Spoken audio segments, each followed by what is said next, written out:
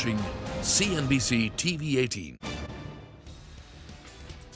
18,594, almost back at new highs. Record highs yet again, right? On the Nifty and the sensex on the Nifty bag.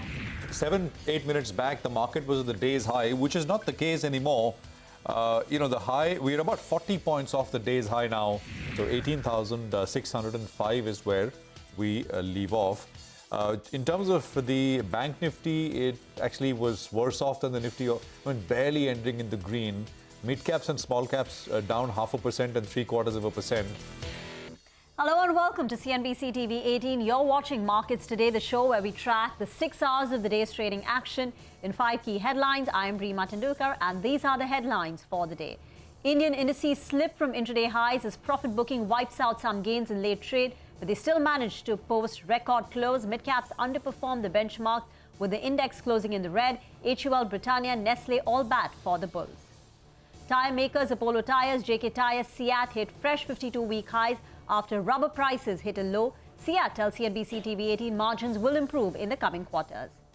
Hopes of China easing back on its COVID policy helps push crude prices higher. The sentiment also gives metal prices a fillip. NDTV's promoter entity issues 99.5% of its equity to Adani Group. The transfer of shares will give Adani Group control over a 29.2% stake in the broadcaster. NDTV stock closes with gains of 5%. Gland Pharma zooms 7% after reports of a Fosun Pharma considering a sale of the Indian drug maker. Lupin gains 2% after its Brazilian arm buys 9 drugs. On the other hand, Laurus Labs slides 8% lower after Kotak Institutional Equity downgrades the stock to a sell. And here's the lineup of what we have for you in store today. It's a power-packed show in Market Opinion. We've got Britannia Kahandari, Head of Macro Research for Emerging Markets, Morgan Stanley, Rahul Arora, CEO of Nirmal Bang Institutional Equities, and in Big Corporate Voices, we have Kumar Subbiah, CFO of CEAT, speak about the falling raw material prices and the favorable impact it will have on margins. But first up, let's talk market. The bulls were in control of the Lal Street. The Sensex and the Nifty hit record highs for another day, but profit booking wiped off its intraday gains. By the end of trade, the indices did manage to close with some gains and at a record close. Prashant is here with a wrap of the day's trading action. Prashant? The market ending higher once again, and it was a session similar to yesterday. We made a new high and then the market pulled back in the last 40 minutes or so of trade and ended with about a 40-point gain. Banks, they were actually pretty flat, the bank Nifty itself, and broader markets, mid-caps and small caps, were down 0.5% and 0.75% each. I'll get to stocks in a bit, but more in terms of sectors, FMCG perhaps is the only standout sector which did well, led by lever. Metals and consumer are two other areas which saw relative gainers. The government pack, CPSE pack, was under pressure, and real estate as a pack pulled back as well. As I said, lever was a big reason why the market still had some gains on it. JSW Steel was higher. You had Hero and Britannia, which were some of the other names, which ended in the green. Market breadth, the difference between gainers and losers kept narrowing through the course of the day, and by close, actually, it had flipped. More losers as compared to gainers. In any case, broader market gainers in the form of Dabur, Bandhan Bank, Gland Pharma, AB Capital, Delivery, New India Assurance, which has, of course, been a huge underperformer since listing, and there were names like Green Panel, which did well, and broader losses coming through in names like Laurus Laboratories. There was a downgrade. All Cargo was down some 7%, and IIFL was lower as well. There are signs that the market is getting a little tired. After making new highs, what you want to see is the market gaining, a couple of 100 points quickly and not dithering, which is what the last two sessions are indicating the market is doing. And of course, broader markets pulling back today after 2 days of outperformance, I think also needs to be watched. US session will be important. We had a sharply down day yesterday. US markets will also be eyeing what Fed Chair Powell will say on Wednesday. So that is something which I think will be important to track this week. Prashant, thank you very much for that. Get you some expert opinion now. Rahul Arora, CEO of Nirmal Bang Institutional Equities, say 2023 is going to be a challenging year for the markets. He added that cement, banks and defense stocks could be good bets as we enter a pre-election year. It's very difficult to justify stocks on a one-year forward, confessed as a sell-side, entity. So we've had to roll over valuations just to keep stocks as buys. And that should tell you if the street is doing that. A lot of people are now valuing companies on September 24, which is the midpoint of 24, 25, or they rolled over to 25, which means from a one-year forward at these prices, you're finding it very difficult to justify valuation. I don't think there's going to be too much price-wise damage. Even if you fall a couple of thousand points from here, the kind of monies that have been made in the run from 7.5 to 18.5 has been amazing. But I would say more a range-bound time-wise correction rather than a significant price correction would be my guess. I would avoid anything export-related and go overweight on anything domestic-related. I think the time to buy IT services will come. They're fantastic businesses, great cash flows, great dividend yields on them. But my sense is that they haven't called out the slowdown in the greater part of their businesses. The fact that we're heading into an pre-election year, I think cement, banks, the Prime Minister has spoken a lot about defense. That could be an interesting play. And maybe as a second or third order beneficiary, maybe something like an FMCG could make a comeback, which has seen both time-wise, price-wise correction and a technical factor. It's relatively under-owned.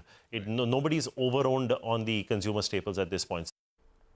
Meanwhile, Rana Gupta, Senior Portfolio Manager and India Equity Specialist at Manulife Investment Management, said that he's positive on industrials and large-cap banks. Industrials, particularly in the areas of auto ancillary, in chemicals, in capital goods area, we are quite positive. We like the large cap banks also, because I think the credit growth is quite strong, cost picture is quite good, credit cost is not a concern at all. So I think the large banks will continue to deliver very good numbers. So banks and industrials, at the margin, we would be a bit more cautious on, let's say, something like, when I say consumer, it's not all consumer companies, but there are many consumer companies who have the very volatile input prices. So I think the margin scenario there, we would be a little careful. Let's get to the second headline now. Tire makers Apollo Tyres, JK Tyre, CEAT all hit fresh 52-week highs after rubber prices hit a 2-year low. We caught up with Kumar Subbiah, CFO of CEAT, and he says margins will improve going forward. Earlier projection of raw material prices going down by 2.5% to 3% in Q3 versus Q2. Okay, so therefore, I don't think there is any big change vis-a-vis our earlier assumptions. As far as rubber prices go, in the international as well as local prices, there has been gradual decline in the prices since September. The local prices are in the range of about 148 to 150 rupees per kg ex Kerala, and international prices on CAF basis in the range of about $1,350 or so. So there has been a correction of about 10-15 rupees per kg in the last 2 months, both international as well as local. As far as the current quarter is concerned, as the raw material prices are likely to go down to the extent of 2.5% to 3%, to that extent, there will be some favorable impact on margins. The first 6 months of the current year, we spent half of the 900 crores, about 450 crores. And from here on till end of the year, okay, we expect our debt level to move up in the range of about 300 crores approximately. We would certainly be seeing double-digit kind of a growth versus the same quarter of last year. Okay, however, Q3 volumes could be in line with Q2 or could be marginally lower than Q2. So quarter on quarter, you would see that kind of a trend. Let's get to the third headline then. Hopes of China easing back on its COVID policy help push crude prices higher. The sentiment also provided a fillip to metal prices. Manisha is here with a wrap of the commodity market action. It's been a good day for the industrial commodities, especially energy and metals as a basket, where the crude oil prices came off the 11-month lows that they were trading in the markets with yesterday. This is after China says that they do have no intention of rolling back on all the COVID restrictions that they eased, even as the COVID cases in the country have been surging. And then, of course, there have been some protests as well on various Chinese cities. So the fact being that you could be looking at more positive steps coming in from China was supportive for the industrial metals there. Apart from from that, China also has been giving out stimulus when it comes to infrastructure and real estate as a sector. That has been supportive as well. So metal prices gained between 1 to 3% in the day-to-day. Also the fact that you have seen inventories continue to decline. The US dollar was slightly on the weaker side as well. That was supportive. For the crude prices, apart from all of this, it also is going to be about the OPEC meeting on 4th of December, with the markets expecting that OPEC will further cut output in the meeting. They already are producing 3 million barrels less than the agreed quota. And for the month of November, they have talked about officially cutting output by 2 million barrels. So what they say, what they do as in sense of action is something that the markets also will keep an eye on. Manisha, thank you very much for that. The OPEC Plus meeting is scheduled on the 4th of December. But the biggest risk for India is oil prices. That's the word coming in from Morgan Stanley's Britannia. In an interview with our channel, she says she's confident that oil prices will not rise above $90 per barrel. Biggest risk, if I had to highlight in India's case, is clearly, the oil and the translation that has on its fiscal account, on its current account, etc. So I don't feel very. I'm pretty confident that oil prices won't go up above $80-90. You could have a rally when China comes back, if and when China comes back, and the restrictions are lifted. There would be the demand element that adds to crude prices. But I think at several points at 95 and up, I see supply side response coming in for the oil complex, and I don't really see oil prices rallying from there very significantly. Get into a break now. On the other side, we'll be back in a jiffy with the other headlines. The fourth headline for the day, hello and welcome. You're watching Markets Today, is NDTV's promoter entity has issued 99.5% of its equity to the Adani Group. The transfer of shares will give Adani Group control over a near 29% stake in NDTV. Vivek is here standing by with the details. Vivek? Well, NDTV was the stock in focus on the back of the fact that there are multiple news developments. Remember, you have the open offer from Adani Enterprises running, and this particular open offer is from November 22nd to December 5th. Also, NDTV promoter RRPR has agreed to issue almost 99.5% of its equity to the Adani Group, thereby making the transition from the NDTV Group management to the Adani Group management of that particular entity quite smooth. Also, when you're talking about the open offer, very interestingly, the subscription over here has been very strong, given the fact that when you're talking about the current market price, it's actually trading much higher than the open offer price. Despite that, almost 32% of the shares have been tendered. And when you're talking about total number of shares, 53.27 lakh shares of the total 1.6 crores shares have actually been tendered in the open offer. And again, this indicates the kind of strength that this particular open offer, or the success that the open offer is actually seeing. Coming to the shareholding pattern of the group, NDTV Prannoy Roy actually holds 15.94% stake in the company. Radhika Roy holds almost 16.32% stake in the company, and RRPR Holding held 29.18% stake in the company. Remember, the entire process of Adani takeover has started in August 2022, and this particular transition once again indicates that the smoothing of the transition of NDTV promoters to the Adani Group. Thank you very much for that. Sticking with stocks that are making news today and headlines, Ami Organics closes with gains of 6% after small cap world fund sells stake in the company. Sonal is here with the details. Sonal?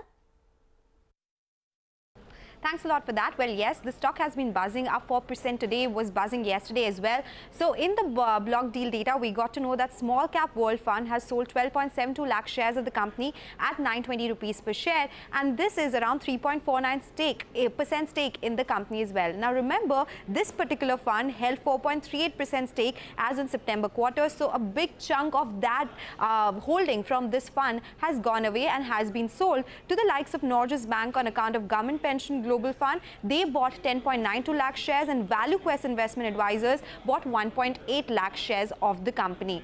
It has been in focus, as you pointed out yesterday as well, because they signed a multi-ton agreement with Fermion worth multi-million euros. They did not specify the amount that they got from this particular deal, but they say that it will start significantly contributing to revenues from FY24. They've been doing a lot in terms of battery manufacturing, the chemicals for battery manufacturing. So that is the big focus point for the company. company from here on. So let's see whether this particular deal is in that segment or not. But the stock continues to do well in trade.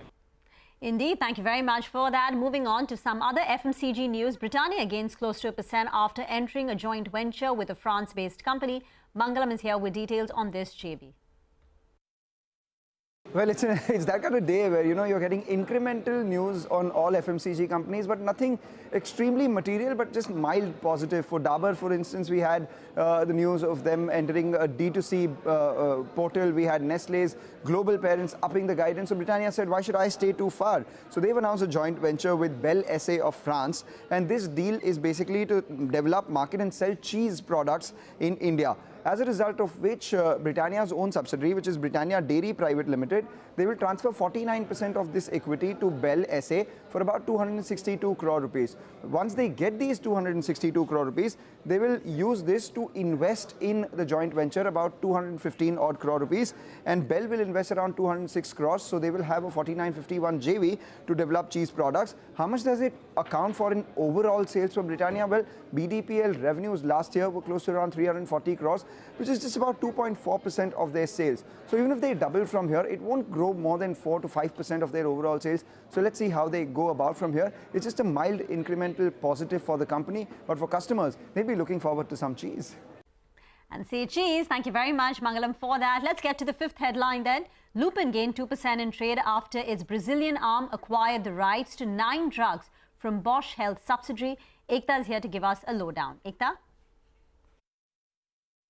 Well, yes, Lupin was in focus today. I'll start with a piece of news on Lupin, where their subsidiary in Brazil, in fact, has signed an agreement with a subsidiary of Bosch Health companies to acquire rights to 9 medicines in Brazil.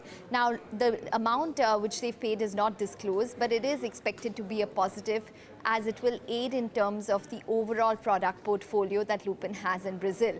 They currently have around 4% of market share as per FY22, and in fact is a part of their growth markets, which is around 10 to 11% of sales as of Q2. Growth markets, which is basically Latin America as well as Asia Pacific, did well. It was up around 27% year on year. Separately, Antique has upgraded Lupin today to a buy versus a hold and a target price of $850. According to them, the US revenue growth is expected to improve sequentially Q1 FY24 onwards, and they are positive in terms of EBITDA margin improvement to around 16% for FY24 and 18.5% for FY25 respectively. Remember, this follows Citi a couple of days ago, which also had a buy and raised their target price on Lupin to 850 odd rupees. Lastly, they did also launch a particular inhaler in the US markets. So overall, a large number of different pieces of news which has really aided Lupin in today's trade. Ekta, do stay on, because Gland Pharma surged 7% after a Bloomberg report suggested that China's Fosun Pharma is considering a sale of the Indian drug maker. Can you share the details? Well, Gland Pharma did see a lot of interest in today's trading session. That is because of a report by Bloomberg which indicates that Fosun Pharma could be considering a sale of the Indian drug maker. Companies in the industry as well as buyout firms are in early stages of studying the business. They have not, however, kicked off a formal sale process. There is no certainty on deliberations at this point in time. CNBC-TV18 has not verified this report independently. To give you a background, Fosun Pharma had acquired 74% stake in Gland when it was unlisted in 2017 for around $1.1 billion. It listed the business 3 years later. Now, the reason for possibly Gland being on the block, one of the reasons is Fosun International, which is basically the parent company of Fosun Pharma, has been struggling with higher debt. Moody's, in fact, had downgraded Fosun International to B2 with a negative outlook just some time ago. Also, Gland has been underperforming. The stock is down over 50% from its 52-week high. Remember, Fosun, which holds around 57% in Gland Pharma, has seen its value in Gland Pharma erode quite significantly by over 50% to around 17,500 odd crores at these current levels. Also, there has been an underperformance for Gland Pharma in terms of financials. As of Q2, the margin slipped to below 30%. It was at 28.4%. India Q2 sales were down 42%, and there are challenges such as delay in addressing product-specific issues, higher competition, which the street is looking at. Ekta, thank you very much for those details. With that, it's a wrap on this edition of Markets Today. Thank you for watching.